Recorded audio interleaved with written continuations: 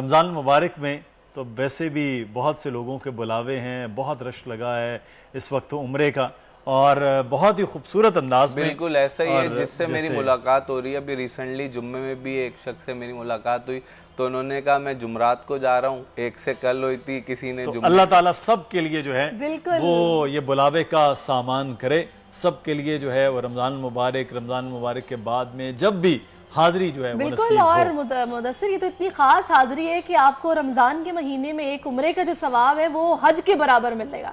तो इसीलिए लोगों की कोशिश होती है कि इस खास मुकद्दस महीने में उनको वहां जाने का मौका मिले, लेकिन वही बात है कि जिसको बुलावा आता है जाता वही है। तो अल्लाह करे कि हमें भी ये सादत नसीब हो। आज नाज़रीन 11वां रोज़ा है और आज से रहमतों के अशरे के बाद अशरा मग़फ़िरत का आगाज़ हो चुका है। इस मुक़द्दस महीने को हम देख रहे हैं कि बड़ी तेज़ी के साथ गुजर रहा है, और खुश नसीब है वो लोग जिनको ये अशरा मिल रहा है, ये महीना मिल रहा है कि वो अपने अल्लाह के हुजूर अपने तमाम गुनाहों की बख्शिश मांगेंगे जो हमारा रब है, और हम उसी की तरफ रुजू करते हैं। बिल्कुल, और इसी दुआ के साथ आज प्रोग्राम का बाकायदा आगाज़ कर रहे हैं हम, और बहुत सी आज ख़बरें जो हैं वो भी शामिल करेंगे। कुछ मसाइल बड़े पेचीदा हैं जिन पर बात करना भी बड़ा ज़रूरी है। एक चंद दिन से हम एक वीडियो देख रहे हैं ख़बर, और वो है गवर्नमेंट कॉलेज यूनिवर्सिटी लाहौर में, जहां पर तालिबा और टीचर के झगड़े का मामला अभी हल नहीं हुआ था कि फैसलाबाद से भी एक शर्मनाक खबर सामने आ गई नाज़रीन, जहां प्राइवेट हॉस्टल में तालिबात की नाजेबा वीडियो बनाने का भी इंकशाफ हुआ। खुर्रम मलिक इस वक्त हमें ज्वाइन कर चुके हैं, उनसे पूछते हैं कि तहकीकात कहाँ तक पहुंची हैं, पुलिस क्या बता रही है। खुर्रम, आगाह कीजिएगा। जी बिल्कुल सरिश, इंतहाई अफसोसनाक वाकया 2 रोज कबल जो है पेश आया था। जीसी यूनिवर्सिटी में जो स्टूडेंट थी उनकी जानिब से जो है वो झगड़ा किया गया था, और उनकी जानिब से इल्जाम लगाया जा रहा था कि प्रोफेसर ने जो है वो हरासा की है। जब हम तर्जमान से पूछते हैं इस हवाले से, तो तर्जमान जो है वो किसी भी चीज से बताने से जो है वो कासिर है। वो कहते हैं कि जी वाइस चांसलर साहब की जानिब से एक इंक्वायरी कमेटी तश्कील दी गई है, वो इंक्वायरी कर रही है। वो पता नहीं इंक्वायरी रिपोर्ट जो है वो कब मुश्तमिल की जाएगी, तैयार की जाएगी, और कब उसको मुकम्मल किया जाएगा। यकीनन एक इंतहाई अफसोसनाक वाकया, जहाँ पर हम समझते हैं कि बच्चे पढ़ने जा रहे हैं, वहां पर जो है वो उन्हें हरासा किया जाता है। ये सोशल मीडिया पे बहुत ज्यादा तस्करा भी हो रहा है। ये जो वीडियो वायरल हुई है उसके बाद जो तालिब इल्म है उनमें बड़े तशवीश की लहर दौड़ उठी है कि उनकी जानिब से मुख्तलिफ जो है वो परेशानियों का इजहार किया जा रहा है कि किस तरह के वाकयात जो वो रोनमा हो रहे हैं। दूसरी जानिब जब हम वालिदैन से बात करते हैं तो उनकी जानिब से ये कहा जा रहा है कि अब बच्चों को स्कूल कॉलेज भेजने का दिल नहीं चाह रहा, यूनिवर्सिटीज भेजने का बिल्कुल दिल नहीं कर रहा कि उनको किस तरह वहां पर भी महफूज करें। सही खुर्रम, गवर्नमेंट कॉलेज यूनिवर्सिटी तारीखी इदारा है, और इसमें बड़े बड़े नाम जो हैं वो यहाँ पढ़ते रहे हैं, यहाँ बल्कि सरबराह की हैसियत से भी काम करते रहे हैं। यहाँ पर एक सेक्सुअल हैरेसमेंट की पूरी कमेटी होती है हर जगह पर, हर यूनिवर्सिटी में। तो क्या वहाँ पर कोई शिकायत नहीं थी, और अब तहकीकात जो है वो कर रहे हैं, या इस पर मट्टी डालने की कोशिश हो रही है? असल खबर क्या है वहाँ? जी बिल्कुल मुदस्सिर, पहले भी इस तरह की कंप्लेंट्स जो है वो आती रही, देखते भी रहे हैं, और यूनिवर्सिटी इंतजामिया को मसूल भी होते रही है। लेकिन हमने देखा कि उनका रिजल्ट बहुत जल्दी और बड़ी स्पीड में जो है वो सामने आता था। जिसके खिलाफ भी कार्रवाई बनती थी उसके खिलाफ कार्रवाई की जाती थी। लेकिन ऐसा लगता है, बाज़ाहिर ऐसा लगता है जिस तरह इस केस को दबाने की कोशिश की जा रही है। कोई भी इस पर कोई जब भी हम सवाल करते हैं, खा वो वीसी हो, प्रिंसिपल हो, या कोई तर्जमान हो, जिस तरह जीसी यूनिवर्सिटी एक बड़ा अदारा है और पूरी नुमाइंदगी कर रहे हैं, लेकिन वो किसी जवाब से देने से कासिर है। उनकी जानिब से ये कहा जाता है कि वीसी साहब ने एक कमेटी तश्कील दी है, वो कमेटी जब फैसला करेगी उसके बाद आप कुछ बता सकते हैं। खुर्रम, मुझे ये बताइएगा, कुछ मालूम हो सका है कि ये जो टीचर था ये इस लड़की को कब से हिरासा कर रहा था, या फिर उस बच्ची से किसी की बात हुई हो, उसका कोई स्टेटमेंट सामने आया हो? साथ ही खुर्रम, क्या बच्ची ने सिर्फ और सिर्फ यूनिवर्सिटी में ये सिर्फ यही एक्ट किया है कि उस टीचर पर तशद्दुद किया है, या कोई उसकी जानिब से कोई शिकायत भी थी, या पुलिस को उसने कोई किसी भी किस्म तरह की कोई शिकायत की हो? पुलिस को इस तरह की कोई कॉल या कोई अभी एप्लीकेशन मसूल नहीं हुई थी। लेकिन यूनिवर्सिटी इंतजामिया को जो है वो स्टूडेंट ने पहले आगाह किया था कि ये टीचर जो है वो उसको हरासा करता है। लेकिन वो ख्वाब खरगोश के मजे लेते रहे और उन्होंने बिल्कुल इस पर तवज्जो नहीं दी। और अब ये जराए से ये भी पता लगा है कि ये स्टूडेंट जो है अब ये पास आउट हो चुकी है। और ये पास आउट होने के बाद जो टीचर है ये इसको मुख्तलिफ एग्जाम से जो है ब्लैकमेल करता था, कभी इसको मैसेजेस करता था, जो जराए ने दावा किया है। तो जो इसीलिए कहते हैं कि यूनिवर्सिटीज या जितने भी ऐसे तदरीसी इदारे हैं ना, उनको कोई भी फैकल्टी रखने से पहले उनका कंडक्ट जो है वो चेक कर लेना चाहिए कि माजी में भी कैसा रहा है, ताकि फिर ही आगे वहां पर काम कर सके। खैर अभी पुलिस भी काम इस पर कर रही है। गुलाम दस्तगीर भी हमारे साथ हैं। गुलाम दस्तगीर, ये फैसलाबाद के निजी हॉस्टल में ये जो वाकया पेश आया है, पुलिस इस हवाले से क्या तस्दीक कर रही है? जी बिल्कुल, ये बड़ा अफसोसनाक वाकया है और इसका जो मुतासरा लड़की है उसने रिपोर्ट किया है तो पता चला है।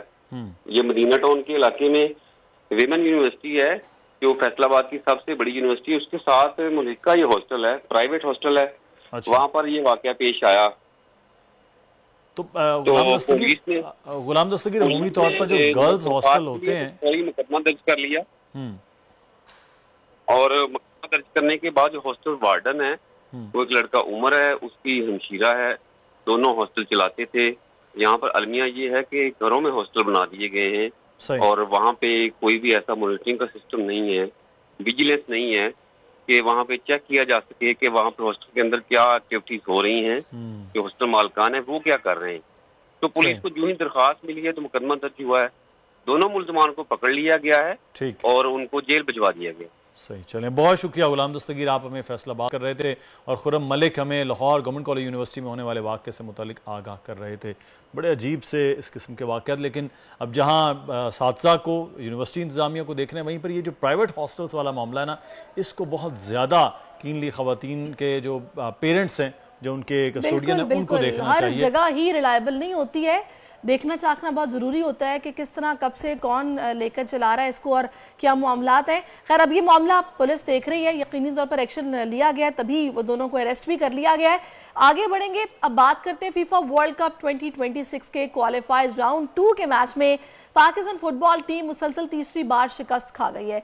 इस्लामाबाद स्पोर्ट्स कॉम्प्लेक्स के जुना स्टेडियम में मैच खेले गए और फीफा वर्ल्ड कप क्वालिफाइज 2 के मैच में उर्दन ने पाकिस्तान को 3-0 गोल से शिकस्त दी है। फीफा वर्ल्ड कप क्वालिफाइज में पाकिस्तान मुसलसल ये तीसरा मैच हारा है। पाकिस्तान को सऊदी अरब और ताजिकिस्तान से भी शिकस्त का सामना करना पड़ा था और अब ये तीसरा मैच है जो कि हारे हैं और ये फुटबॉल फैंस लेकिन एक चीज खास जो मैंने बड़ी ये यहाँ पर देखी, जब मैचेस हो रहे हैं और इतना रश इन स्टेडियम्स में रहा कि फुटबॉल का बड़ा ह्यूज फॉलोइंग है फुटबॉलर्स की। इस वक्त फैसल इकबाल साबिक कप्तान है फुटबॉल टीम के, वो हमें ज्वाइन कर चुके हैं। अस्सलाम वालेकुम फैसल इकबाल साहब, बहुत शुक्रिया आपके वक्त के लिए। फैसल साहब, जोशो खरोश तो बहुत है जाहिर है अवाम में भी और प्लेयर्स में भी, लेकिन ये मुसलसल शिकस्त की वजह इसके पीछे आप क्या समझते हैं आप? वालेकुम सलाम, बहुत शुक्रिया आप लोगों ने कि आपने दावत दी मुझे दोबारा से इस प्रोग्राम में, ताकि हम अपनी फुटबॉल कम्युनिटी के साथ अपने कुछ जो हमारे व्यूज हैं वो शेयर कर सकें। नो डाउट के हमारी ये तीसरी शिकस्त है वर्ल्ड कप क्वालिफायर्स के सेकंड राउंड के अंदर ना। तो पॉजिटिव चीज ये थी हमारे पाकिस्तान फुटबॉल के लिए कि हमने हिस्ट्री में पहली दफा क्वालिफाई किया फॉर द क्वालिफायर्स। और जैसे कि आप लोगों ने भी ऑब्जर्व किया कि हमारे मुल्क के अंदर बहुत ह्यूज पोटेंशियल है फुटबॉल की मार्केट का, ठीक है, वो हमारे स्पेक्टेटर्स आ रहे हैं जो पॉजिटिव है। लेकिन अगर हम फुटबॉल सेंस में बात करें तो तीसरी शिकस्त हमें एक्सेप्ट करनी चाहिए कि हम एक ऐसी टीमों से हारे हैं जिनकी और हमारी क्वालिटी के अंदर बहुत बड़ा गैप है। सऊदी अरब जो कि रेगुलर आउटफिट है वर्ल्ड कप की, जॉर्डन जो 2018 के वर्ल्ड कप की ऑलमोस्ट वर्ल्ड कप खेलने वाली थी, लेकिन बिल्कुल लास्ट मैच के अंदर उन्होंने यूरुग्वे थे वो मैच हारा और वो बाहर हुए। इसी तरह ताजिकिस्तान ये भी एशिया की one of the toughest team है कि जिसका रिकॉर्ड पाकिस्तान के अगेंस्ट प्रीवियसली बड़ा अच्छा रहा। और अगर हम इसकी वजह के ऊपर बात करेंगे पाकिस्तान क्यों मुसलसल हार रहा है, कोई फाइट बैक नहीं दे पा रहा, तो उसमें यह है कि हमारी जो एक डोमेस्टिक लीग है, क्योंकि हमें प्लेयर्स नेशनल टीम में जो जाने हैं हमारे एक सिस्टम के जरिए से जाने हैं ना ऊपर तक, तो कोई हमें ऐसे एक हवाई टीम नहीं बन सकती इतनी जल्दी से ना। कोई फुटबॉल ऐसी गेम नहीं है कि हम ऐसे छुट्टी बजाएं और टीम हमारी तैयार हो जाएगी कतर को हराने के लिए, ताजिकिस्तान को हराने के लिए, सऊदी अरब को हराने के लिए। There is a process behind establishment of team, हमें उस प्रोसेस के ऊपर चलना पड़ेगा। हम अभी भी वो लैग कर रहे हैं, हम अपना डोमेस्टिक स्ट्रक्चर लैग कर रहे हैं, हम अपना ग्रास रूट लेवल लैग कर रहे हैं। हम ये देखते हैं कि क्लब लेवल पर भी, स्कूल लेवल पर भी, यूनिवर्सिटी लेवल पर भी लोग फुटबॉल बड़े शौक से खेलते हैं, लेकिन वो भी उस शायद सतह पर हम लोग नहीं खेल पाते हैं जहां पे हम यूरोप में या मिडिल ईस्ट में, अरब ममालिक में हम देखते हैं बड़ा ज़बरदस्त किस्म को फुटबॉल की क्लब लेवल पे ट्रेनिंग शुरू कर दी जाती है।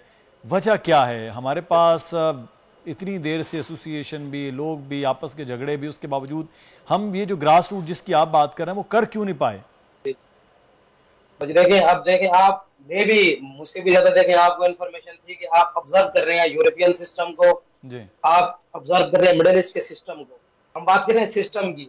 नो डाउट कि हमारे पास पोटेंशियल बहुत ज्यादा है। हमारे बच्चों को देखें, शाम को फुटबॉल के ग्राउंड भरे होंगे, हमारी यूनिवर्सिटीज के कंपटीशन देखें, हमारे स्कूल के कंपटीशन देखें, नो डाउट हमारे लोकल क्लब्स के इवन आप मैचेस देखें ना, तो उसके ऊपर बहुत शौक होता है हमारी आवाम को और हमारे खेलने वालों का भी।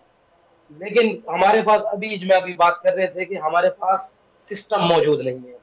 अगर हम मिसाल दें, जैसे हमारे मुल्क में एक और बहुत प्रीमियर स्पोर्ट्स है जिसका मुझे मैं नाम ना भी लूं तो आप समझ जाएंगे कौन जी, क्रिकेट की बात हो रही है। बिल्कुल एस्टैब्लिशमेंट ऑफ उनके आप अकेडमीज देखें, नेशनल क्रिकेट अकेडमी का एक सिस्टम है, ठीक है। वहां पर एक यूथ का प्लेयर, एक डोमेस्टिक का प्लेयर जिसको वो समझते हैं कि फ्यूचर में पाकिस्तान नेशनल टीम का ये पोटेंशियल स्टार बन सकता है, पाकिस्तान टीम को ये क्लास पे वन डाउन मिडल ऑर्डर कहीं ना कहीं इस बंदे ने एडजस्ट होना, तो वो उसको पॉलिश करते हैं, उस पर एक सिस्टम में लेकर आते हैं। अगर हमारे पास ग्रास रूट के ऊपर अगर बच्चे हैं, वो हम देखेंगे हमारे प्रीवियसली यूथ के जब भी कभी मैचेस हुए हैं जापान के साथ, साहब आप ग्रास रूट की बात कर रहे हैं, ग्रास रूट पे तो इतने पैशनेट बच्चे मौजूद हैं जो मेरा ख्याल है चेल्सी उनकी फेवरेट टीम है और वो कोई बार्सिलोना मैड्रिड का इवेंट जो है ग्राउंड्स का वो मिस नहीं करते हैं। क्रेज है। मैं खुद चेल्सी का बहुत बड़ा फैन हूँ और मैं खुद इस यूथ सिस्टम से जब मैं आया था, मैं अंडर 14, अंडर 16, अंडर 19, अंडर 21, हम इसी सिस्टम से आए थे बिल्कुल ऊपर तक ना, तो वो हम लैग कर रहे हैं वो सिस्टम। वो एक नेशनल टीम के पास ना क्लब्स होते हैं कि जो सप्लाई करते हैं प्लेयर्स नेशनल टीम को देते हैं। बिल्कुल पाकिस्तान के अंदर सिस्टम थोड़ा सा क्या है, उल्टा है। नेशनल टीम के अंदर प्लेयर जाके खेलता है, वो स्क्रीन के ऊपर नजर आता है, उसके बाद डिपार्टमेंट्स और क्लब उस प्लेयर को ऑफर करते हैं कि आए जी अब हम आपको हम अपने पास लेते हैं, हम आपको इतनी सैलरी देंगे, हम देते हैं। सही। जबकि दूसरे मुल्कों में सिस्टम है कि क्लब्स प्लेयर तैयार करते हैं, क्लब्स यूथ के प्लेयर तैयार करते हैं। पाकिस्तान में तो क्लब्स का सिस्टम अभी तक डेवलप ही नहीं हुआ। हमारे पास डिपार्टमेंट्स की कोई यूथ की टीम नहीं है। पाकिस्तान में गिनती के कुछ क्लब्स हैं जिन्होंने अब अपने स्पॉन्सर्स उन्होंने कहीं से ली, कोशिश कर रहे हैं वो क्लब यूथ की टीम्स बनाई है। लेकिन ये कि बहुत पीछे हम सारे अमल में हैं। फैसल साहब बिल्कुल आप सही फरमा रहे हैं। अगर वो ग्रास रूट लेवल पे काम अगर शुरू हो ना तो फिर आगे जा सकते हैं। बहुत शुक्रिया फैसल इकबाल साहब, साबिक कप्तान पाकिस्तान फुटबॉल टीम हमारे साथ मौजूद थे। इब्तदाई इश्क है, क्वालिफायर में हम पहुंचे हैं, नेक्स्ट टाइम इंशाल्लाह उससे भी आगे जो है वो चलते हुए नजर आएंगे।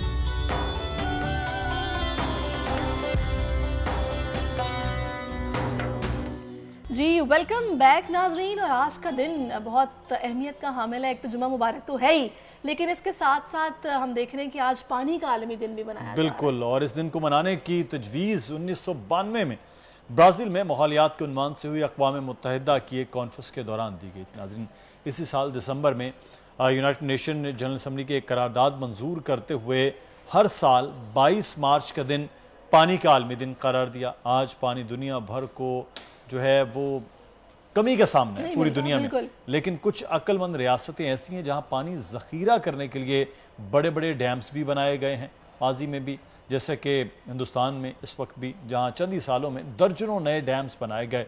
और इस वक्त भारत डैम्स के एतबार से दुनिया के टॉप के 5 ममालिक में शामिल है। मगर पाकिस्तान में हालात ये हैं कि डैम्स तो छोड़े, कराची के लिए पानी का K4 का मंसूबा सालों से सिर्फ कागजों में पड़ा हुआ है। कुछ काम शुरू तो हुआ है लेकिन वो उस लेवल पे नहीं है। और ये अब से नहीं, हम कब से ये बात कर रहे हैं, इसको बार बार हाईलाइट कर रहे हैं कि डैम्स बनने चाहिए। यहाँ पर सैलाब आ जाते हैं, पानी ज़ाया हो जाता है, उसका इस्तेमाल नहीं हो पाता और मेट्रोपॉलिटन सिटी में पानी मौजूद नहीं है। इस पर कुछ होना चाहिए, लेकिन क्यों नहीं हो पा रहा और होना क्या चाहिए, इस पर बात करने के लिए इस वक्त रेन और वाटर हार्वेस्टिंग जो एक्सपर्ट हैं अमान काका खेल साहब, वो इस वक्त हमारे साथ मौजूद है। बहुत शुक्रिया अमान साहब आपके वक्त के लिए। अमान साहब और हमें फरवा आमिर साहब ने भी बताया कि फरवा आमिर साहब रिसर्च एनालिस्ट हैं, उन्होंने भी हमें ज्वाइन किया है। फरवा आपका भी बहुत शुक्रिया। तो अमान साहब से आगाज़ करते हैं। सर बड़ा एक सादा सा फार्मूला है, पानी आता है वो ज़ाया हो जाता है, बारिशों से आ रहा है तब हम ज़ाया कर रहे हैं, दरिया तो हमारे वैसे खुश्क होते जा रहे हैं अनफॉर्चुनेट। तो ये पानी वाकई स्टोर हो सकता है, लोग करें हार्वेस्टिंग हो सकती है, ये क्या होता है, हार्वेस्टिंग क्या है बेसिकली?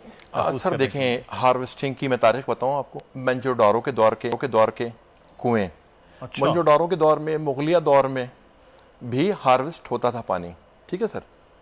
और साथ साथ दुनिया के तमाम एडवांस ममालिक, ये जितनी चीज़ें मैं प्रैक्टिकस कर रहा होता हूँ, ये मैंने सेंट्रल एशिया और ईस्टर्न यूरोप से सीखी हुई है।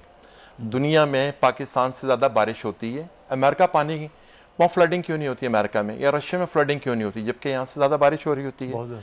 वो बेसिकली पानी को करते हैं हार्वेस्ट।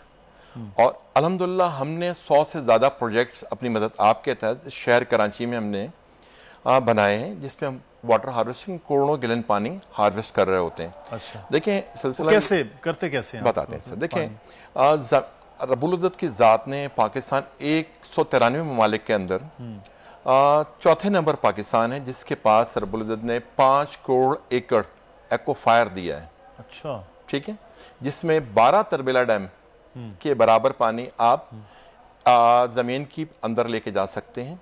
देखिए ज़मीन से पानी निकाल रहे होते हैं ना आप, रिवर्स इंजीनियरिंग के तहत जो वेल्स होते हैं उनको इंजेक्शन वेल बनाने के बाद पानी ऑटोमेटिक ज़मीन में जाकर जैसे होता है। अच्छा, इंजेक्शन वेल बनते हैं वो, और दुनिया में सब जगहों पे काम हो रहा है। और कराची के हवाले से मैं आपको बताऊँ, देखें कराची का रकबा है 3870 स्क्वायर किलोमीटर है, ठीक है, 11 इंच सालाना बारिश होती है, और अब उस पर जो है 280 बिलियन गैलन पानी बरसता है, तबाहकारियाँ करता और चला जाता है। बिल्कुल, हमारे पास इसका सोल्यूशन है कि हम इस पानी को, टोटल पानी को हम अल्हम्दुलिल्लाह वाया रेन हार्वेस्टिंग सेव करने की सलाहियत रखते हैं। ये सबसे अच्छी और बेहतर चीज़ है। इसके लिए कोई बहुत बड़ी रिक्वायरमेंट नहीं होती, मैं बहुत बड़ी जगहों के लिए, ठीक है जी, वेल्स होते हैं, चैम्बर्स होते हैं, पानी को फिल्टर करते हैं, और उस पानी को हम ज़मीन के नीचे एक्वाफायर को इससे रिचार्ज कर रहे होते हैं। और ये जो एक्वाफायर रिचार्ज होते हैं, ये एक्वाफायर रिचार्ज होकर लोगों को विदाउट एनी कनेक्शन, लोगों के जो ड्राई बोर्ड्स हैं उनको रिचार्ज कर रहे होते हैं।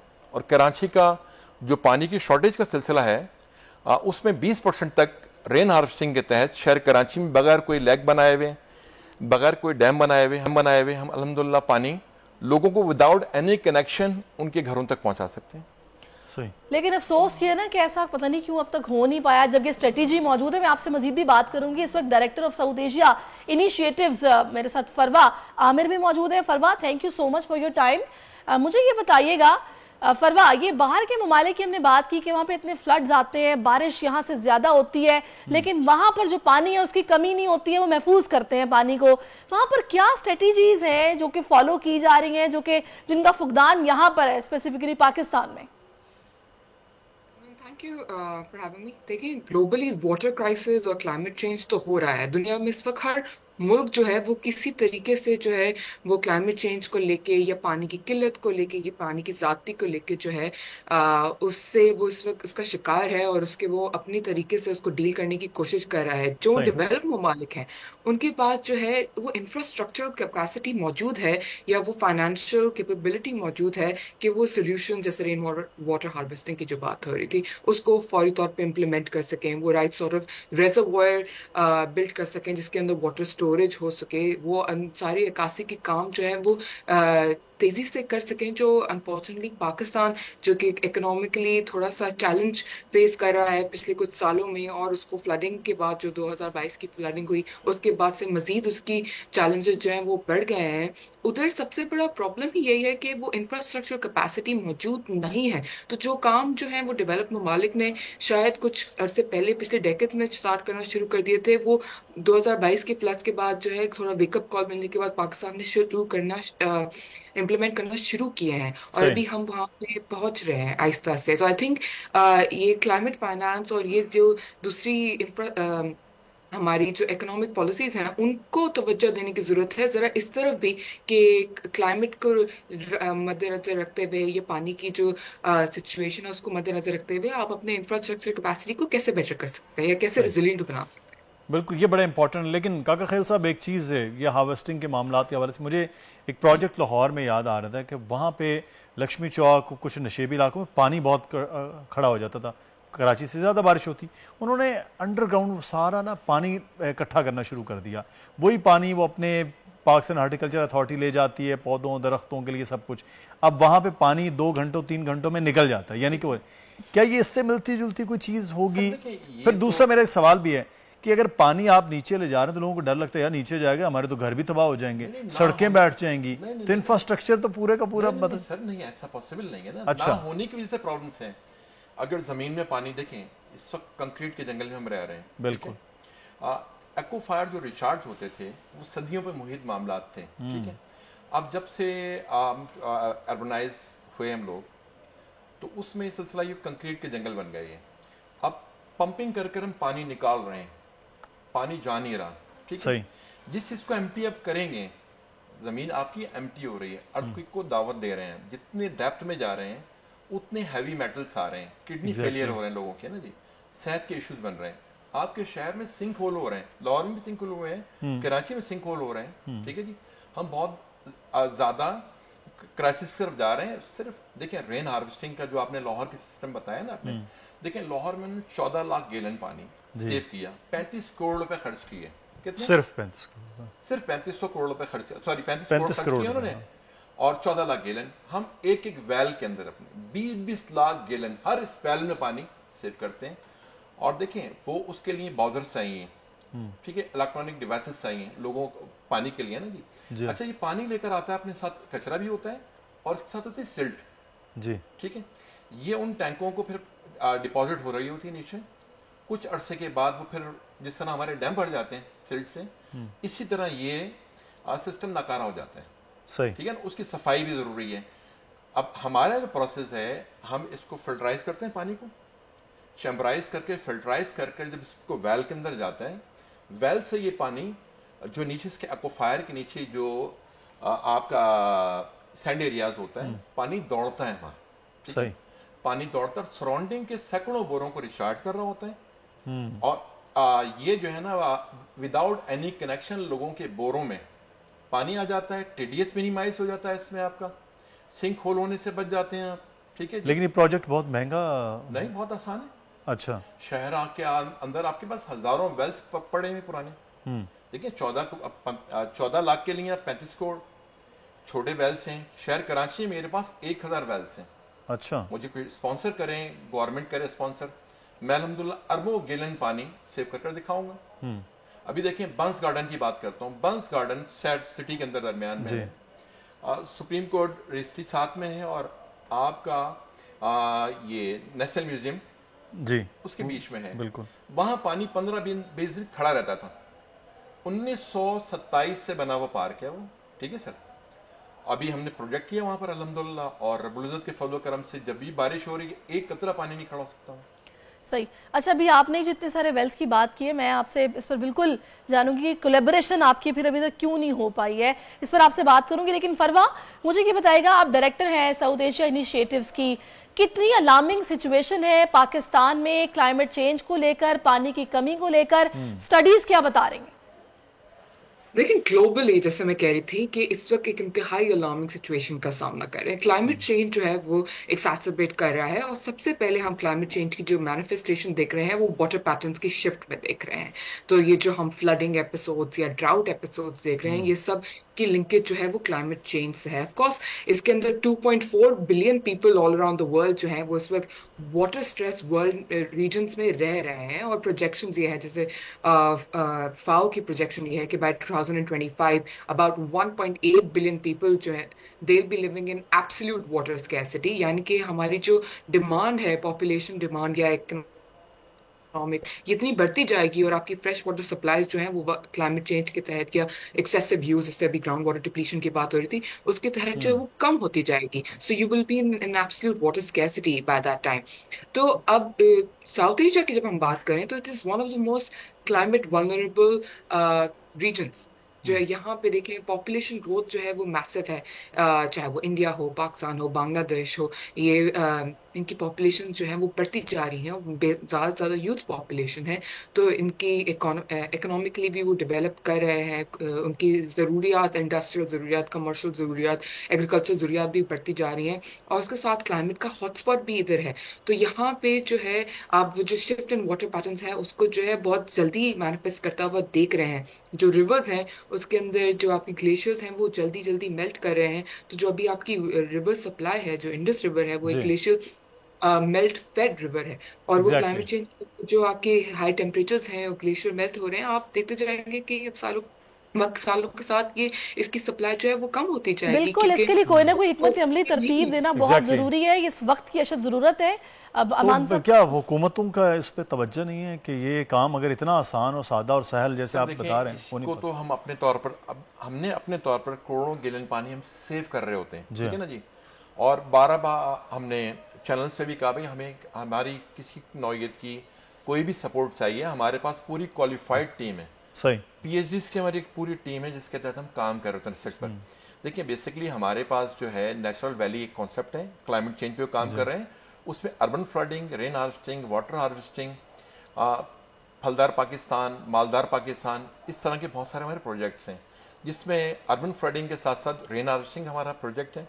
अच्छा देखिए, रेन के साथ साथ जो है ना, जितनी मसाजिद हैं आपके शहर में मसाजिद तकरीबन 5000 मसाजिद हैं, हर मसाजिद औसतन 6000 गैलन पानी पर डे यूज करती है, ठीक है जी। इन मसाजिद को इको मसाजिद, हमने बहुत सारी मसाजिद बनाई, इको मसाजिद बना सकते हैं। तकरीबन 3 करोड़ गैलन पानी पर डे हम अगर 5000 अपना मसाजिद को अपनी, जो उनके बाद पहले जो ज़राए थे वेलों से, कुओं से लोग निकालते थे पानी 20 साल पहले 25 साल पहले, वो कुएं उनके पास मौजूद हैं, बंद कर दिए गए। उन कुओं को इंजेक्शन वेल बनाकर वजू के पानी को बायोलॉजिकल ट्रीट कर उनमें डाला जा सकता है। और इससे फ़ायदे जो होंगे, बेनिफिट सबसे बड़े कि आपका सराउंडिंग का जो है एक्वाफायर को पानी मिलेगा, सही, ठीक है, और वाटर लेवल बेहतर होगा। साथ साथ जो सेवरेज की लाइनें हैं, सेवरेज की लाइन्स पे भी लोड कम हो जाएगा। 3 करोड़ गैलन पानी कम हो जाएगा, बिल्कुल। 3 करोड़ गैलन पानी पर डे जा रहा है आपके पास ज़मीन के अंदर। और जब बारिश हो रही है तो जो उस कुएं की हियत होगी, वॉल्यूम होगा, उसके तहत 2 लाख 5 लाख गैलन पानी, बिल्कुल आप सही कह रहे हैं अमान साहब, सेव हो सकता है। बारिश का पानी भी उसमें आएगा और वो टीडीएस को भी मिनिमाइज करेगा, एक्वाफायर भी रिचार्ज कर देगा, और इको मसाजिद में फिर प्रॉब्लम क्रिएट नहीं होती। सही कह रहे हैं, लेकिन वही बात है ना कि इसमें नियत और विल जो है, जब तक वो नहीं होगी तब तक ये एक मास्टर प्लान कैसे मौजूद है, विल की कमी है, जिसका काका खेल साहब बहुत शुक्रिया। Farwa, thank you so much for your time. और अभी हम एक ब्रेक की तरफ जाना है, ब्रेक के बाद वापस आते हैं, स्टे विद अस।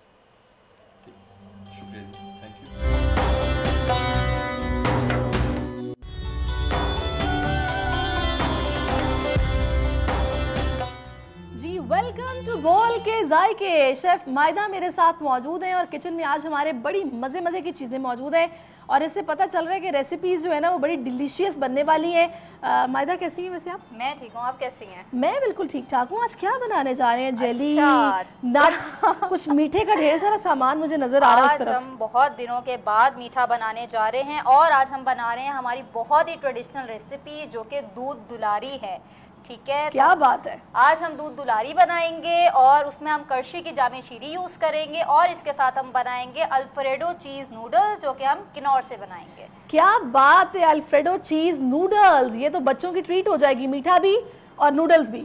यस। तो वो खवातीन जो हमें टेलीविजन पर इस वक्त देख रही हैं, दुनिया बोल है रमजान स्पेशल, अपनी डायरीज और अपने पेन निकाल लीजिए, रेसिपीज को नोट कर लीजिए, इसमें इंग्रेडिएंट्स क्या क्या डलने वाले हैं हम आपको बताने जा रहे हैं। पहले हम क्या स्टार्ट कर रहे हैं? हम लोग सहरिश पहले स्टार्ट ले रहे हैं दूध दुलारी से, ठीक है? ये हमारी ट्रेडिशनल और पाकिस्तान की, आपको पता है, बहुत ही एक रिच रेसिपी है, ठीक है? इसमें जो है वो हमारे सारे जो फ्लेवर्स है ना, चमचम, रसगुल्ले, सवैयाँ, सारी चीज़ें इसके अंदर जाती हैं। सबसे पहले हमने इसके अंदर दूध लिया है, ठीक है? हमने इसको थोड़ा सा पहले से पका के रख लिया, और हमने इसके अंदर ये वाली सवैयाँ जो कलरफुल सवैयाँ होती हैं, ये हमने डाल के इसको तकरीबन 10 से 15 मिनट तक हमने इसको पकाया है हल्की आंच पे, ठीक है? इसके बाद हम इसके अंदर डालेंगे शुगर हम थोड़ी सी ऐड करेंगे, थोड़ा लाइट ही रखिएगा। हाँ जी, क्योंकि हम करशी की जामे शीरी भी इसमें यूज करेंगे, तो हम शुगर को बहुत कम डालेंगे। हाँ, और जो जामे शीरी है वो भी हम लाइट रखेंगे। हाँ, और उनके अफ्तार में मजा आएगा ना फिर, हल्के मीठे वाला आएगा, क्योंकि इसमें भी कंडेंस्ड मिल्क भी जाएगा। बिल्कुल, इसलिए मीठा हमने थोड़ा अच्छा, मुझे मीठा शुरू से ही ना हल्का अच्छा लगता है, वरना उसके बाद इतनी प्यास लगती है मीठा खाने के बाद, तो मैं कहती हूँ लाइट सा मीठा होना चाहिए किसी भी चीज़। देखिए ना, इसमें सारी चीज़ें तो मीठी हैं, जेली भी जाएगी, फिर ये एवापोरेटेड मिल्क भी जाएगा, फिर चमचम भी हैं, बहुत रिच रेसिपी है। अच्छा सहरिश, इस पॉइंट पे आके हम इसका चूल्हा बंद कर देंगे और इसको थोड़ी देर के लिए हम ठंडा होने के लिए छोड़ देंगे। जब तक ये ठंडा हो रहा है हम इसका नेक्स्ट प्रोसेस बाद में करेंगे। हम आ जाते हैं अपने नॉर के नूडल्स की तरफ। चलें जी, अल्फ्रेडो चीज नूडल्स की तरफ हम आ जाते हैं, जो कि बहुत ही झटपट बनेगा। नॉर के नूडल्स तो आपने इंस्टेंट खाई ही होंगे, लेकिन आप इसको बहुत सारी फ्यूजन रेसिपीज में इस्तेमाल कर सकते हैं। जैसे कि आज हम बनाने जा रहे हैं नॉर के chicken cheese alfredo noodles. Chicken cheese alfredo noodles, माशाल्लाह काफी लंबा नाम है और बहुत कुछ डलने वाला है इसके अंदर भी। जी बिल्कुल, हम थोड़ा सा इसके अंदर ऑयल डालेंगे, 2 से 3 टेबलस्पून जितना। सही, ठीक है। इसके बाद हम इसके अंदर यूज करेंगे अनियंस, प्याज हम डालेंगे चॉप हुई हुई, तकरीबन 2 से 3 टेबलस्पून जितनी हम इसके अंदर प्याज डालेंगे। हम इसको थोड़ा सा सौते करेंगे प्याज को। हमने यहाँ पे प्याज को सौते किया। जब तक प्याज थोड़ी सी सौते हो रही है, हम आपको बता दें हमने यहाँ पर लिए हैं ये नॉर के चटपटा नूडल्स, इंस्टेंट नूडल्स हमने लिए हैं, जिसको हमने पहले से पार बॉईल करके इसका मैजिक ही और है। आप इसका कोई भी फ्लेवर यूज कर सकते हैं, चिकन फ्लेवर भी यूज कर सकते हैं, आप इसके और भी फ्लेवर्स यूज कर सकते हैं। हमने इसको पहले से जो है वो पार बॉईल करके रख दिया है, 30% हमने इसको कुक करके रख दिया है। हम इसके अंदर अभी मिक्सिंग करेंगे। हमने इसमें अनियन को सौते कर लिया। चलें, जब तक आप अनियन को सौते कर रही हैं तब तक मैं अपने नाज़रीन को बताऊंगी कि इस वक्त जनाब हमारे पास लेमन मैक्स बार भी मौजूद है, लेमन मैक्स का लिक्विड सोप भी मौजूद है और स्पॉन्ज मेरे पास है। ज़रा सा बार को लगाया और झटपट डिश वॉशिंग स्टार्ट कर दी। ज़रा सा लगता है और बर्तन धुलते जाते हैं। और अगर आपके पास लिक्विड है तो जनाब ये 1 to 2 ड्रॉप्स इनफ है, 1 ड्रॉप एंड 2 ड्रॉप। ये जनाब झाग बनता जाएगा, 3x मोर टाइम्स ये आपकी ग्रीस को कट करेगा। कितने भी ग्रीसी बर्तन हो, कितनी भी डिशेस मौजूद हो, मेहमान ढेरों ढेर आए, कोई परवाह ही नहीं है। अगर आपके पास लेमन मैक्स की बार भी और लिक्विड सोप भी मौजूद है, बर्तन धुलते जाएंगे, मेहमान खुशी से खाना खा के घर को जाते जाएंगे, तो लिहाजा परेशानी वाली कोई बात नहीं है। तो मेरे किचन में जनाब लेमन मैक्स बार के साथ साथ पामोलिव लाजमी मौजूद होता है। और आज मेरे पास जनाब ये मौजूद है पामोलिव पिंक वाला, जो कि मिल्क और रोज पेटल के एक्सट्रैक्ट से बना हुआ है। और इसको यूज़ करने से जो आपके हाथ है, अगर आपकी डल स्किन है तो ये उसकी नरिशमेंट के लिए बहुत अच्छा है। स्किन आपकी साफ हो जाएगी, मुलायम हो जाएगी, जेंटल हो जाएगी। ये अपने किचन में लाजमी रखें, हाथ धोते जाएं, काम करते जाएं। तो ये पामोलिव जो है ना, ये भी मेरे किचन में बहुत ज़रूरी होता है। मैं लाजमन रखती हूँ क्योंकि जैसे ही सब्ज़ी कट की, गोश्त धोया, किसी भी तरह का चिकनाई वाला काम किया तो हाथ ना बड़े वो ग्रीसी से हो जाते हैं। तो ऐसे में एक अच्छा वाला सोप होना बहुत ज़रूरी है। और अगर वो मिल्क और रोज़ पेटल के एक्सट्रैक्ट से बना हो तो क्या ही बात है जनाब, आपके हाथों से खुशबू भी आती है और नर्म मुलायम रहते हैं। आप क्या कर रहे हैं? अच्छा, हम इसको थोड़ा सा मिक्स कर रहे थे। अब जी हमारा अनियन जो है वो सौते हो गया है। सरिश, अब हम इसके अंदर ऐड करेंगे मिल्क। हम इसमें मिल्क ऐड करेंगे। मिल्क, हाँ जी, व्हाइट सॉस बनाने के लिए हम इसमें मिल्क ऐड करेंगे। और ये मैंने आपको कल भी बताया था और कंटिन्यूसली बताती हूँ, दूध की कोई भी चीज़ आप जब डालेंगे तो आपने फ्लेम को बिल्कुल स्लो कर देना है, वरना वो आपका स्प्लिट हो जाएगा। और आपका जो भी बर्तन है, दूध की कोई भी चीज़ आप बना रहे हैं, उसको आपने पहले लेमन मैक्स से अच्छी तरीके से धोना है। उसमें किसी भी तरह का फ्लेवर नहीं होना चाहिए, वरना आपका दूध उसमें भी स्प्लिट हो जाएगा। तो आपने इस चीज़ का ध्यान रखना है। सही हो गया जनाब। ये नोर के यहाँ पर नूडल्स बन रहे हैं और बड़े मज़े के नूडल्स हैं। मैं चाहूँगी थोड़ा सा रेसिपी चार्ट अगर हम दिखा दें तो उससे ये होगा कि जिन लोगों ने अभी तक इंग्रेडिएंट्स नोट नहीं किए हैं वो जल्दी से इंग्रेडिएंट्स नोट कर लेंगे और उनको आसानी होगी नूडल्स को बनाने में। तो इस वक्त जनाब हम लोगों ने इसमें यूज़ किया है जी ऑयल, उसके अलावा अनियंस आपने लिए हैं, अनियन यूज किया है। अच्छा, और उसके अलावा आपने इसमें क्या क्या यूज़ किया, थोड़ा सा बता दें इंग्रेडिएंट्स। ऑयल यूज़ करेंगे, हम इसके अंदर मिल्क ऐड करेंगे, हम इसके अंदर अनियन सौते करेंगे, हम इसके अंदर क्रीम ऐड करेंगे। अच्छा, क्रीम के बजाय आप इसके अंदर मैदा भी यूज़ कर सकते हैं इसका सॉस बनाने के लिए। हमने इसके अंदर क्रीम यूज़ किया है। चले जी, चार्ट भी स्क्रीन पर आ चुका है। माइदा, अब आप बताइए इसके अलावा क्या है इसके अंदर। ओके, सो इसके अंदर हम मिल्क लेंगे, ऑयल लेंगे, अनियंस लेंगे, फाइनली चॉप ग्राउंड नटमेग लेंगे, बे लीफ यूज़ करेंगे, ग्रीन पेपर्स यूज़ करेंगे जिसको हम कैप्सिकम कहते हैं, थोड़ा सा पानी लेंगे, इंस्टेंट नॉर चिकन नूडल्स लेंगे, चीज़ पाउडर ऐड करेंगे या चीज़ स्लाइस जो भी आपके लिए कन्वीनियंट हो, और हम इसके अंदर हाफ कुक चिकन यूज़ करेंगे। और माइदा, आप ये कुकिंग साथ साथ करें, मुझे बताती भी जाएं। हम लोगों ने अभी रेसिपी चार्ट तो दिखा दिया है, मैं आप थोड़े से अपने हैंड वॉश करूँगी क्योंकि वहाँ से एक थोड़ा सा ऑयल मेरे हाथों पे लगा है। और हमारे पास, मैं कैमरामैन चाहूँगी दिखा दें, ये पामोलिव का जनाब पिंक वाला सोप, क्या खुशबू है इसकी, वाकई लग रहा है कि मिल्क और रोज पेटल के एक्सट्रैक्ट से ये बना हुआ है। और अगर आपके हाथों की स्किन जो है वो डल है या फिर आपको ये लग रहा है कि स्मेल आ रही है, तो आपको लाजमी जो अपने हाथ में देखें कितनी जल्दी इसका ये झाग बना है और खुशबू लाजवाब है, तो ये लाजमी आपने अपने किचन में रखना है और इसको यूज़ करना है। एकदम इतना रिफ्रेशिंग सा एहसास होता है कि हाथ जब आपके धुल जाते हैं ना, साफ़ सुथरा महसूस होता है। जितनी सुगड़ ख़वातीन है ना वो यकीनन हाथ धोती होंगी किचन में बार बार। तो ये जनाब मैंने आपको लाजमी बताना था। तो मायदा बातें भी साथ साथ चल रही हैं, क्या ख्याल है, चाय हो जाए? चाय हो जाए, जरूरी है वो तो। लेकिन ये रमज़ान है, रमज़ान में चाय नहीं अभी मिल सकती, लेकिन अफ्तार के बाद चाय लाजमी है। और वो फिर जब बना हम देखते हैं ना बचपन से ही, चाय चाहिए कौन सी जनाब, तो ये जनाब लिप्टन हमारे पास। तो ये लिप्टन जब घर में मौजूद होती है तो ये चलती है, तो हम भी चलते हैं।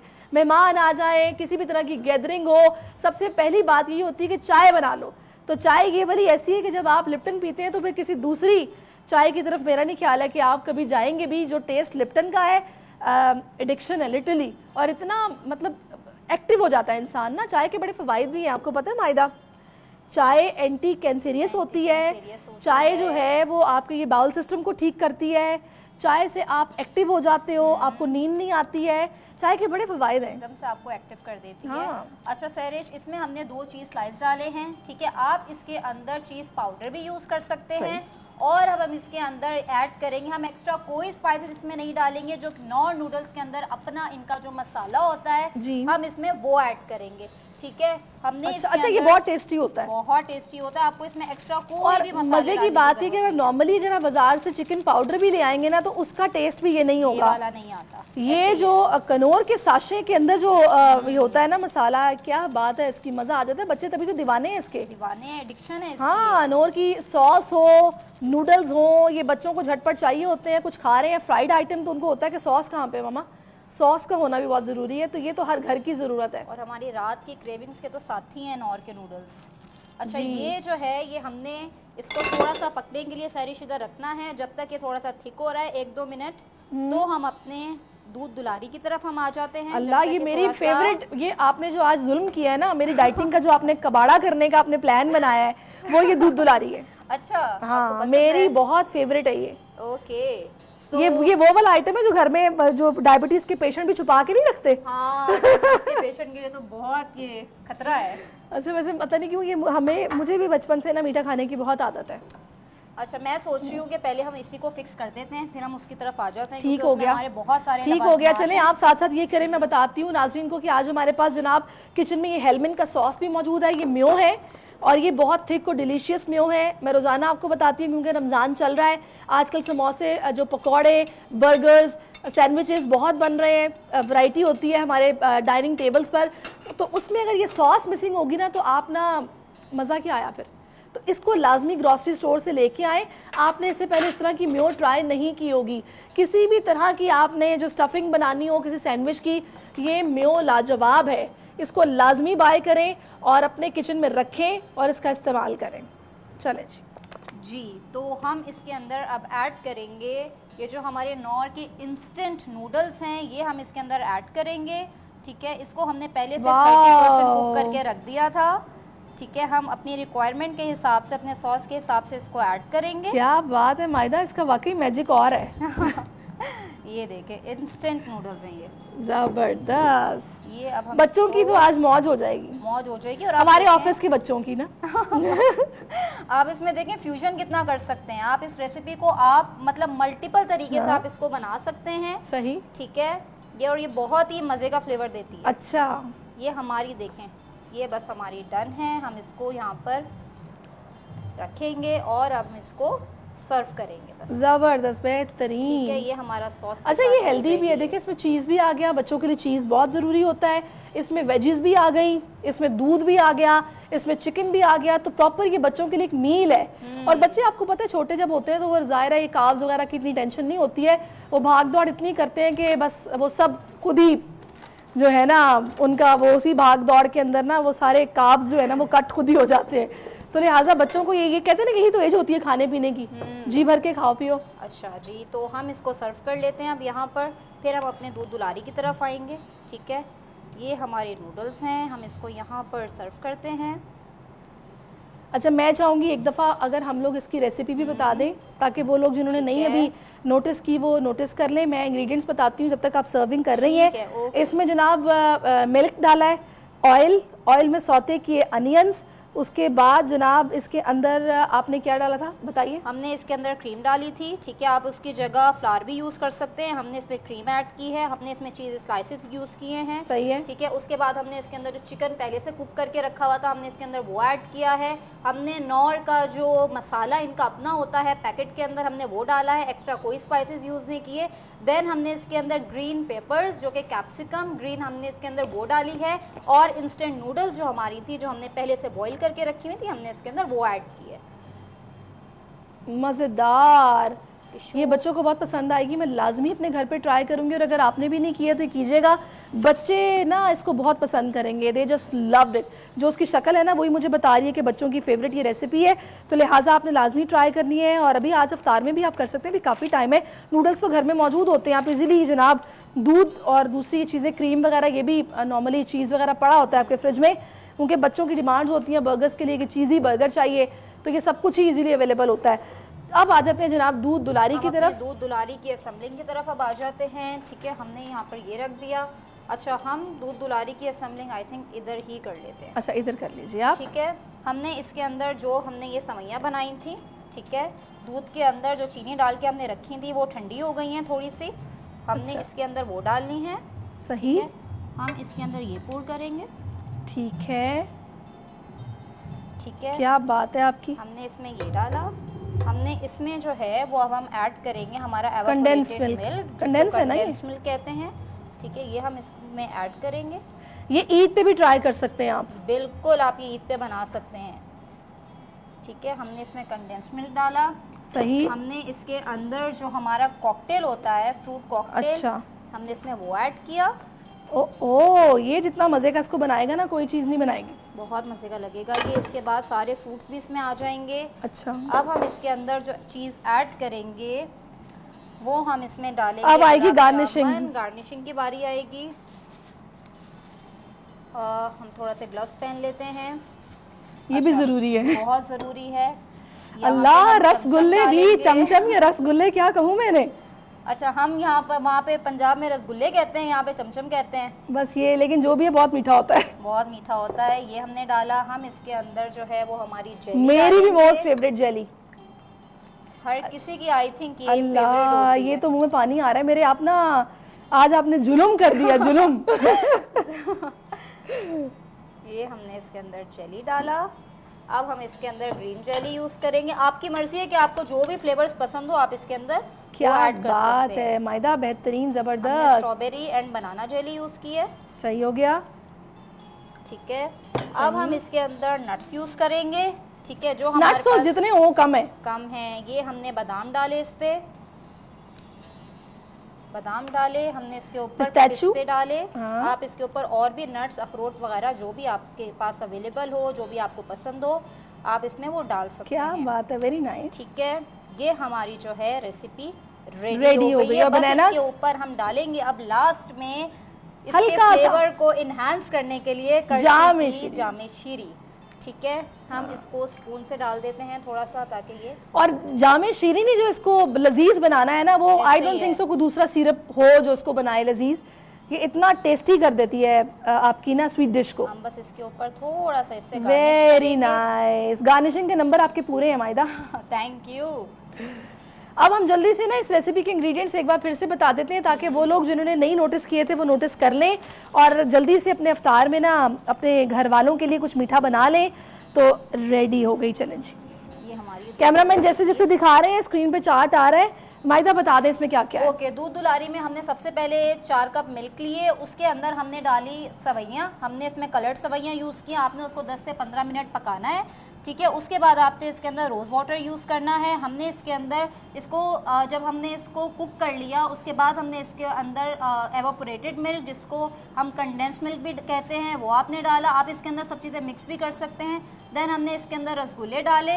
हमने इसमें जो है रसगुल्ले डालने के बाद हमने सारी चीज़ें जो है वो इसके अंदर नट्स वगैरह जितने भी हमें सही लगे, जो हमारे पास जो भी अवेलेबल नट्स हों वो आप इसके अंदर डालें, ठीक है। और इसको जामे शीरी से आप इसको अच्छी तरीके से गार्निश कर दें और जेली जो भी आपको पसंद हो वो आप इसके अंदर। क्या बात है, कैमरामैन दिखा दें जल्दी से ये जो हमने दोनों रेसिपीज रेडी की हैं, और वो खवातीन जिन्होंने अभी तक ट्राई नहीं की हैं वो लाजमी ट्राई करें, उनकी बहुत तारीफ होगी। और देखें कितना झटपट ये दोनों रेसिपीज बनी है, बच्चे आपके बहुत खुश होंगे। ये दोनों डिशेज जो हैं ये बच्चों के लिए लाजवाब हैं।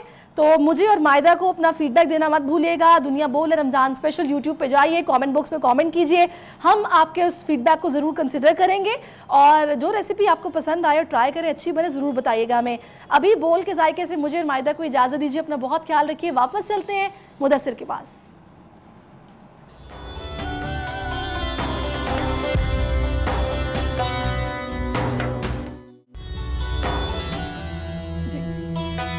जी वेलकम बैक। और बोल के जायके में बड़े ज़बरदस्त किस्म के चटपटे खाने बनाकर तो अब आज आ गए हैं। दूध दुलारी थी और साथ में हमारे पास ना चीज़ वाले नूडल्स थे।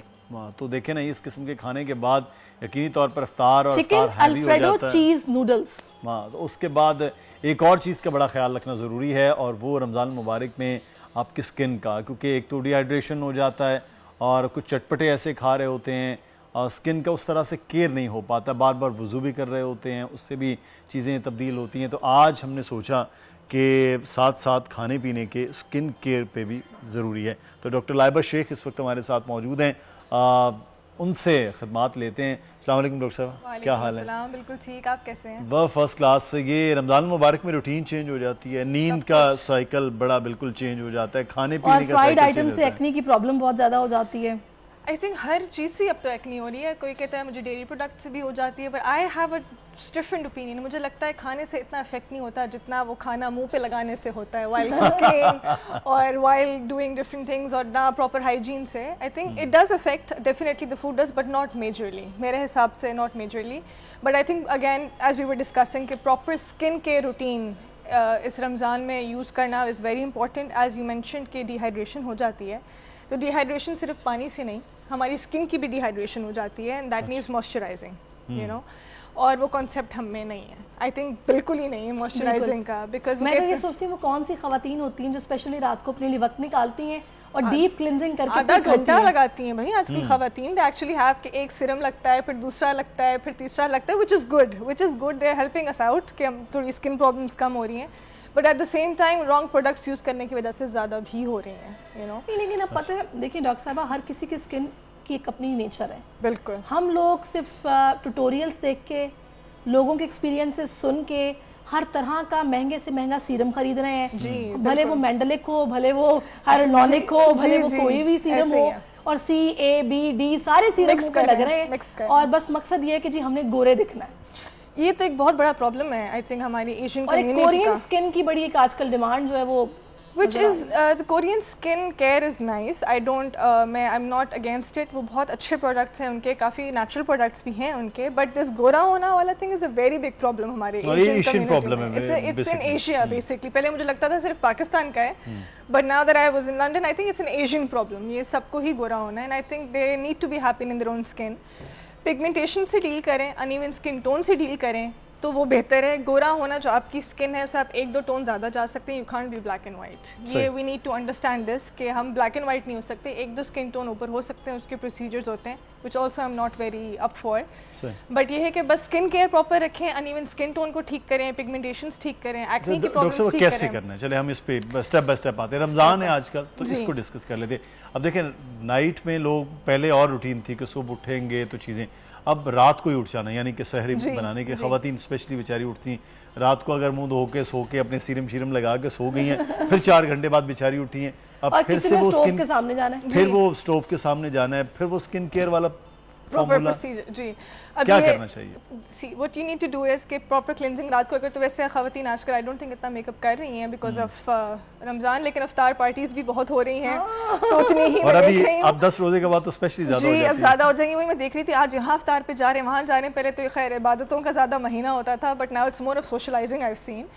बट ये है कि प्रॉपर क्लिनजिंग की जाए। उसके बाद whenever you are going near the stove, जब भी खवातीन जब भी खाना पकाने जाएं, सन ब्लॉक यूज़ करें। इट्स वेरी वियर्ड, लेकिन सन ब्लॉक यूज़ करें बिकॉज वो हीट जब आपके फेस पे आती है तो आपके ऑयल ग्लैंड्स जो है ना सिक्रीशन ज़्यादा करना शुरू हो जाते हैं। इसके लिए बेहतर है कि आप लगा के सो जाएं, वरना आप उठते ही लगाएंगे तो 20-30 मिनट्स तो उसको वैसे ही थोड़ा सेट होने में लगते हैं। उसके बाद आप स्टोव के सामने जाएं, और हमारे पास टाइम इतना सहरी में कट शॉट होता है कि हमने फौरन ही जाना होता है। बिल्कुल, तो अगर आप लगा के सो जाएंगे तो ज्यादा बेहतर नहीं? आई थिंक सो, लेकिन आपको you need to top up sun block every 2 hours के बाद। तो आई थिंक सो कि वो इतना फिजिबल नहीं होगा क्योंकि 3-4 घंटे की अगर नींद ले रहे हैं फिर तो ठीक है, लेकिन अगर लंबी नींद ले रहे हैं तो you need to top it up again. नहीं, उनके लिए जो 12-1 बजे सोते हैं, हाँ फिर तो ठीक है, फिर दे कैन मैनेज इट, वो फिर कर लें। और जब once they have done their cooking, please वो सारा वाइप आउट करें, क्लिनजिंग करें एक और दफा। I know extra I don't काम है। अच्छा, इसमें डॉक्टर साहब एक सवाल बड़ा अच्छा हमारे प्रोड्यूसर साहब पूछ रहे थे, कहते क्लिनजिंग का सही तरीका क्या है? जी, very nice question actually.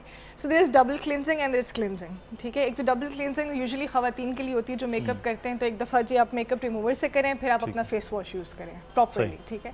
But I think normal cleansing में once you have a toner और एनी वाइप, उससे आप अपना फेस वाइप करके एक दफ़ा अच्छा फेस वॉश यूज़ करें जो आपको सूट करे। You need to figure out पहले सबसे पहली बात आपकी स्किन टाइप क्या है और आपका स्किन का प्रॉब्लम क्या है। अब ऑयली स्किन वाले ड्राई वाला यूज़ करें, ड्राई वाले ऑयली वाला यूज़ करें। You need to figure out. वहाँ पर अगर वॉश बेसिन पे हैंड वॉश पड़ा हो तो उससे भी मुंह धो लें। मैंने आपको अभी बताया ना कि वो मेरे भाई भी इसी तरह हैं जी, तो उसकी खुशबू ज़्यादा अच्छी है, मैंने तो यूज़ करी है। That's not how you do it, that's not how you do it. You need to figure out your skin type कि आपकी स्किन टाइप क्या है। देयर अल्हम्दुलिल्लाह बहुत सारी चीज़ें अवेलेबल है मार्केट में। इवन आवर पाकिस्तानी जो हैं जो मेडिसिन प्रोड्यूस करें, they are actually making very good face washes. तो but you just need to identify कि स्किन कैसी है, टाइप क्या है। ऑयली टी जोन है, फुल फेस ऑयली है, ये ड्राई है, पहले वो फिगर आउट करें, प्रोडक्ट्स यूज़ करें and then use the right cleanser which is in the form of a face wash. सही। अच्छा, आप मुझे एक बात बताइएगा कि स्किन के लिए हम लोग जो फेस वॉश इस्तेमाल करते हैं उसकी भी बहुत सारी टाइप्स हैं। बिल्कुल, कोई एलोवेरा एक्सट्रैक्ट होता है, कोई जनाब टर्मेरिक का बना हुआ होता है, कोई गोट मिल्क का बना हुआ होता है। ये जस्ट एक एसेंस है या फिर वाकई ये मतलब होते हैं और इनको यूज़ करना चाहिए? आप पता है ये तो प्रोडक्शंस के ऊपर डिपेंड है कि एक्चुअली वो असल चीज़ें यूज़ कर रहे हैं या नहीं कर रहे। बट अगर गोट मिल्क यूज़ कर रहे हैं, nothing like that, it's actually very good for your skin. Turmeric is very good for people who have acne because it's antibacterial, but that's only if it's been used actually in the ingredients, which is hard to find in these days. But like I mentioned, few companies are actually doing a very good job in Pakistan. तो अगर वो genuinely हैं तो they're actually good. लेकिन अब वो लोग जो वो तबका जो कि फेस वॉश नहीं अफोर्ड कर सकता, जो बेचारे जिन्होंने साबुन ही इस्तेमाल करना है, वो क्या करें? साबुन भी बहुत अच्छे आ गए, ऐसी बात नहीं है हमारी। वो लाइक आई मेंशन्ड साबुन भी बहुत अच्छे आ गए। आप उस साबुन की बात तो नहीं करिए जो वक्त के साथ साथ 400 रुपए का हो गया एक साबुन? नहीं, और भी बहुत सारे मेडिकेटेड साबुन आ गए।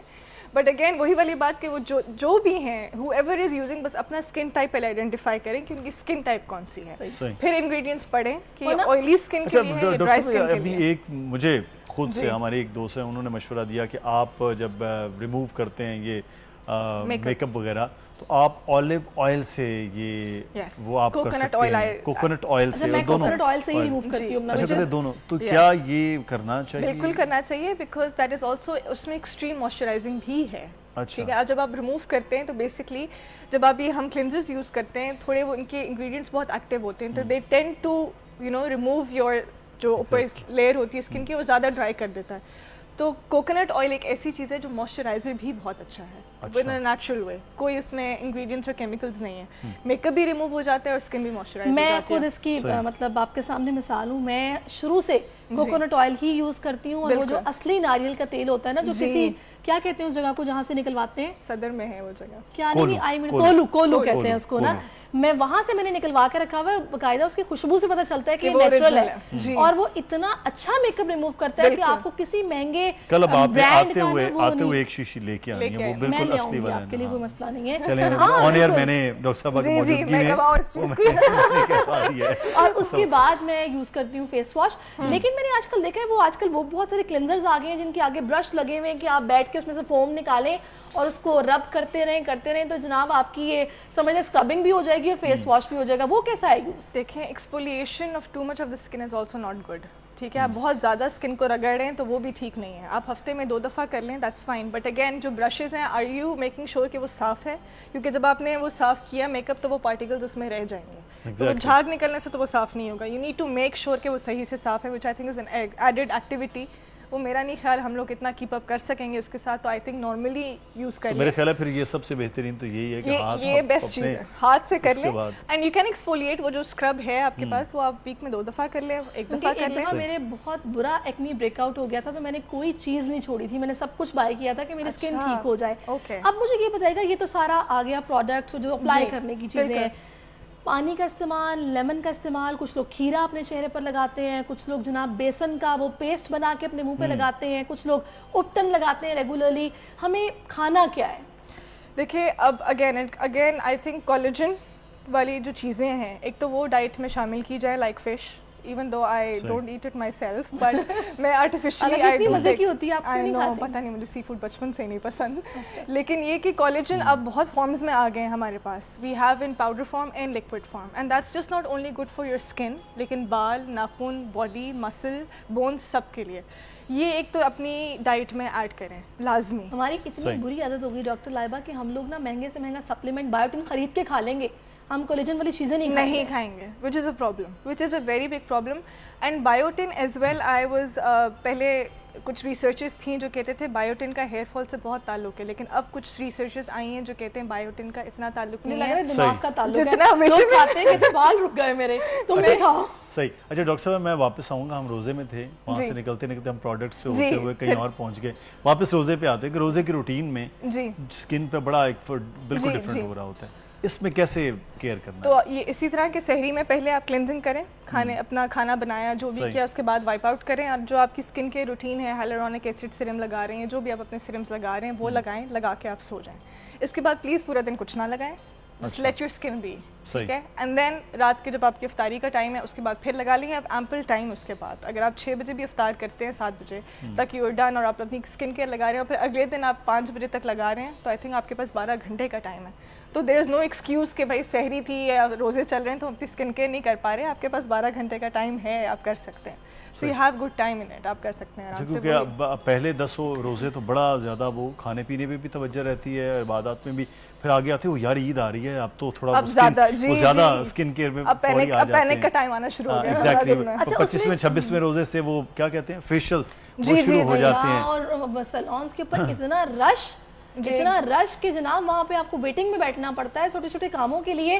खैर मैं तो कोशिश करती हूँ कि पहले ही करा के ना इसको फिनिश कर दिया जाए ताकि ईद पे बंदा, मतलब बकरा ईद पे आप करवा लेती होंगी ना ईद के लिए 6-8 महीने पहले। अच्छा, लेकिन डॉक्टर साहब एक चीज़ मैं यहाँ पे ये जानना चाहूँगा, लोग खाने पीने में भी अब वो क्या वाकई खाने पीने पे इतने असरात हो रहे हैं स्किन के ऊपर या नहीं? हैं, डेफिनेटली हैं, but not majorly I would say, but हैं।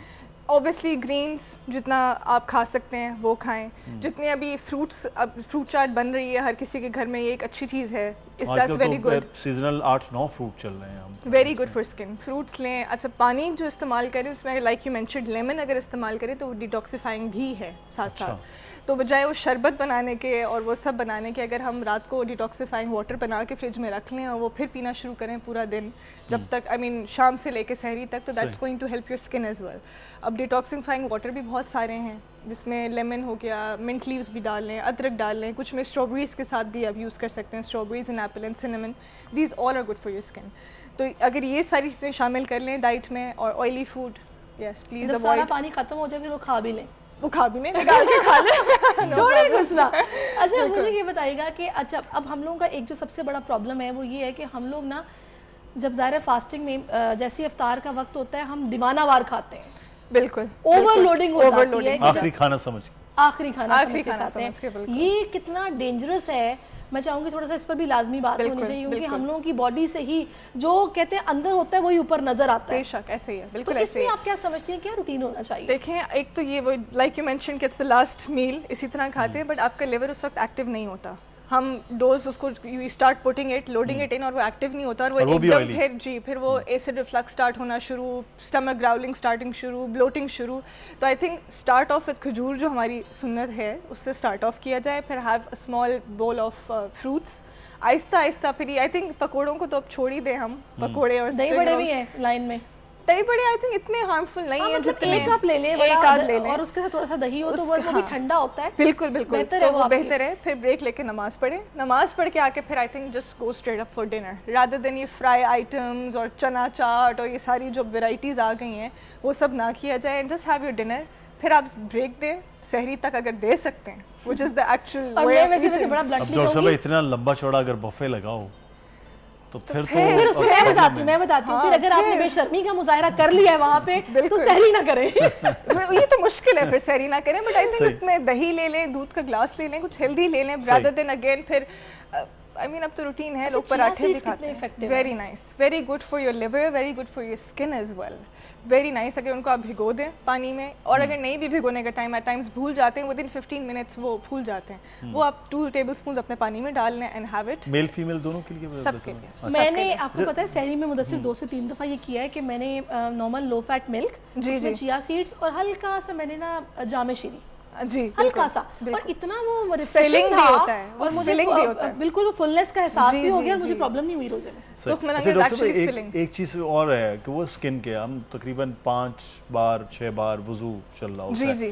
उससे अब वुजू में अब कुछ इलाकों में तो सर्दी भी है, कुछ में गर्मी का मौसम है, दोनों का असर हो रहा है उस पर, स्किन पे बार बार अब लोशन भी लगाया जाता है, पाँव हाथ मुंह, तो वो कैसे अब रूटीन फिट बनाया जाए? देखिए वो तो अब it's a process, you can't stop that, but and वो भी बहुत मुश्किल है कि आप बार बार वुजू करके मॉइस्चराइज करें, पॉसिबल नहीं है। तो आई थिंक प्रैक्टिकली स्पीकिंग अगर आप दिन में 2 या 3 दफ़ा भी मॉइस्चराइज कर रहे हैं, that's fine. And as mention कि स्किन के रूटीन आपकी मॉर्निंग और नाइट की होती है, AM और PM, तो वो आप अफ्तार के बाद और सहरी के बाद कर लें, और दिन में बस 2-3 दफ़ा अगर मॉइस्चराइज कर लें तो वो बेहतर है, दैट्स इट। अच्छा, और दूसरा मुझे ऐसा लगता है कि हल्का सा कोकोनट ऑयल भी यूज़ किया जाए तो वो वुजू करने से उतरता भी नहीं है। कोकोनट ऑयल और रोज़ वाटर भी है, यू नो, अगर वो भी आप स्प्रे कर लें बार बार, अगर बहुत डिहाइड्रेटेड फील करें, मॉइस्चराइजर नहीं आपके पास अवेलेबल है, तो अगर रोज़ वाटर ओरिजिनल मिल जाए, if you can keep spraying that, वो भी बहुत हाइड्रेटिंग है स्किन के लिए। उस पे रोज़ वाटर का इशू नहीं है, मतलब मुझे कुछ ने कहा कि रोज़ वाटर भी इस्तेमाल मतलब वो बहुत कभी कभार होना चाहिए, मतलब ऐसा नहीं मेरे हिसाब से तो it's a toner, natural toner, आप जितना यूज़ करें, लेकिन आंखों में नहीं डालना चाहिए, आंखों में नहीं डालना चाहिए, यस, बट फेस पे इट्स फाइन, कोई इशू। बहुत डेंजरस हो जाता है, कुछ लोगों को जब आइज का कोई भी इशू होता है तो वो शायद ना उसमें डाल लेते हैं, डॉक्टर्स मना करते हैं। एनीहाउ बहुत सारी मजे की बातें हो रही हैं, बहुत जो है वो ऐसी बातें हमने कर ली, ये नहीं खाना, लेकिन इफ्तार में तैयारियां क्या हो रही हैं वो भी जान लेते हैं। दूध दुलारी भी बना के आई हूं मैं। इस्लामाबाद से आलिजा इस वक्त हमारे साथ मौजूद हैं। जी, इस्लामाबाद में क्या तैयारियां हो रही हैं आलिजा आज इफ्तार के लिए? वफाकी दारुल हुकूमत इस्लामाबाद का मौसम इंतहाई खुशगवार है, और सुबह से ही हल्की फुल्की बूंदाबांदी जारी है और इस वक्त बादलों का बसेरा है। तो मौसम की मुनासबत से वफाकी दारुल हुकूमत इस्लामाबाद के शहरी मेरे कम में आप देख सकते हैं रुख कर रहे हैं स्टॉल्स का, जहाँ पर समोसे, कचौरियाँ, पकौड़े, इस तरह की चीज़ें मिल रही हैं। और आपको पता है वैसे भी पकौड़े, चिप्स, समोसे ये रोज़ाना अफ्तार का मेन्यू में शामिल होते हैं, लेकिन आज तो इजाफी रश हमें देखने को मिल रहा है, लोग बड़ी तादाद में निकले हुए हैं। बताइए जी, आप अफ्तारी कर रहे हैं, ये रमज़ान में रोज़े तो फ़र्ज़ है, ये समोसे और कचौरी कब से फ़र्ज़? नहीं, फ़र्ज़ तो नहीं, हम तो घर में बनाते हैं, वैसे बस इधर से गुजर रहा था तो मैंने कहा आप ले 2 समोसे लिए और 2 चिकन कचौरी लिए हैं, एक अपने लिए और एक अपनी मिसेस के लिए। तो फरमाइश करती हैं मिसेस के अफ्तार में लाजमी होने चाहिए, या खुद ही आप? घर में बनाते हैं, घर में पकोड़े, समोसे, सब चीज़ें हम घर में बनाते हैं। मेरी मिसेस माशाल्लाह कुकिंग की एक्सपर्ट है। आप अपनी मिसेस की काफ़ी मोतरफ नज़र आ रहे हैं। अच्छा, ये बताइए कि महंगाई के हवाले से कोई आपको तहफ़्फ़ुज़ात तो नहीं है, चीज़ें सही रेट में मिल रही हैं? नहीं, महंगाई है बहुत ज़्यादा। अब चिकन कचौरी जो है ना वो 250 रुपये की एक, और समोसा 60 रुपये का। जी, महंगाई है, महंगाई बहुत है। मौसम बहुत अच्छा है। हाँ, तो ये तकाज़ा है मौसम का कि चिकन, समोसा, ये सारी चीज़ें खाई जाए। यार हम पठान तो मौसम जब इस तरह होता है तो चाय और हलवा बनाते हैं। हाँ, तो वो बनाएंगे आज? नहीं, आज नहीं बना रहे, आज कहीं और जाने का प्लान है। बहुत शुक्रिया। हमारे साथ एक शहरी मौजूद थे, आपने उनकी गुफ्तगू जानी। उनका ये कहना है कि हमारी मिसेज घर में बहुत अच्छी कुकिंग करती है, लेकिन आज आलिजा बहुत शुक्रिया, आप जिस जगह पर मौजूद थे वहाँ वाकई बहुत कुछ था, वैरायटी थी। तो जनाब हमने बातें तो बहुत सारी की हैं, अमल करना भी हमारा ही काम है और हमारा मकसद था कि अवेयरनेस पैदा की जाए, वो हमने डॉक्टर साहब के बड़े ज़बरदस्त किस्म के मशवरे। डॉक्टर साहब बहुत शुक्रिया, आप हमारे साथ मौजूद थी और अपना ख्याल रखिए, इर्द गिर्द का ख्याल रखिए। हमें इजाज़त दीजिए, अल्लाह हाफ़िज़।